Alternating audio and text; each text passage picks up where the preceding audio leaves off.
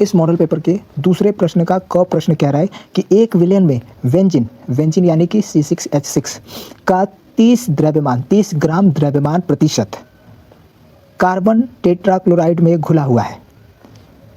Benzene के मोल अंश की गणना कीजिए।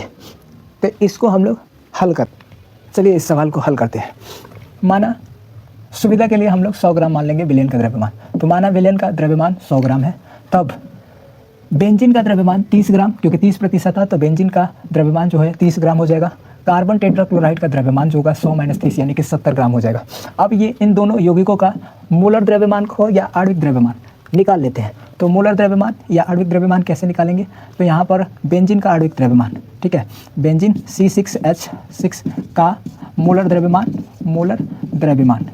द्रव्यमान तो C यानी कि C का कार्बन का जो परमाणु भार होता है या परमाणु द्रव्यमान होता है वो 12 होता है, और कार्बन परमाणु की संख्या कितनी है? तो 6 से गुणा और प्लस, ठीक है, प्लस और हाइड्रोजन की जो परमाणु भार होता है वो 1 होता है, और गुणे हाइड्रोजन की संख्या तो 6, और इसका गुणा करके हम लोग हल निकाल लेंगे।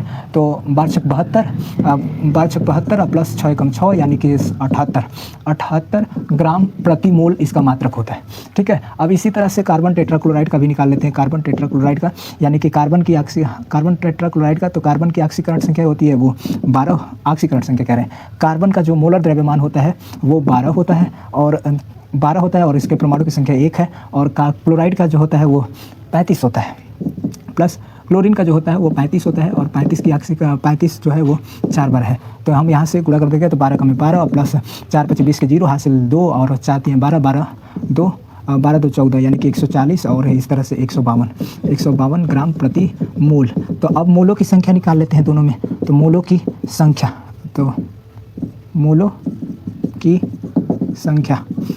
संख्या कैसे निकालेंगे? तो बेंजीन के मोलों की संख्या बराबर द्रव्यमान बटे मोलर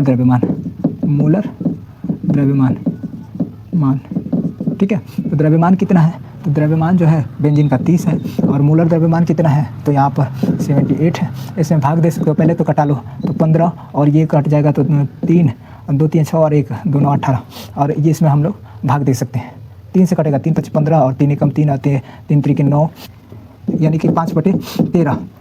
13 में 5 से भाग दे देंगे तो यहाँ पर 13 और ये 5 तो 0.0 यहाँ पर 0 लगा लेंगे। 13 × 3 = 39 और यहाँ पर 10 में से 1 जाएगा 1 और यहाँ पर 1 0 और फिर 13 × 8 = 104 तो और यहाँ पर कटेंगे तो 6 और ये कट गया फिर हम लोग 0 बढ़ा लेंगे।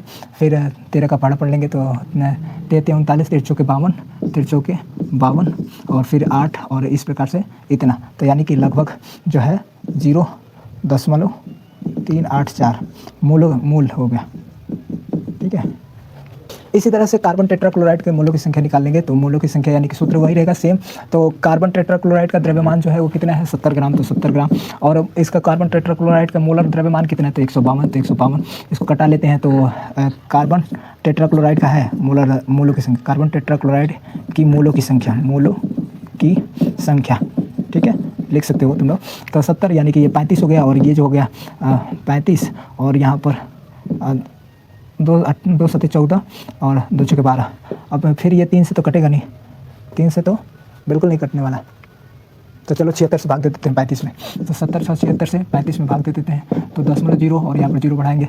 7 × 35 यानी कि हम लोग 4 बार लेके जा रहे हैं तो 4 से 24 के 4 हासिल 2 और 4 7 28 28 29 30 तो यानी कि 30 यानी कि अब यहाँ पर 10 में से 4 जाएगा तो यानी कि 6 और यहाँ पर 4 बचा और ये कट गया। फिर ये 0 बढ़ा लेंगे और फिर 7 × 35 7 × 42 6 बार में लेकर जाते हैं 7 × 42 ठीक है। तो 6 × 36 के 6 हासिल 3 और 7 × 42 42 3 45 40 5 45 ठीक है।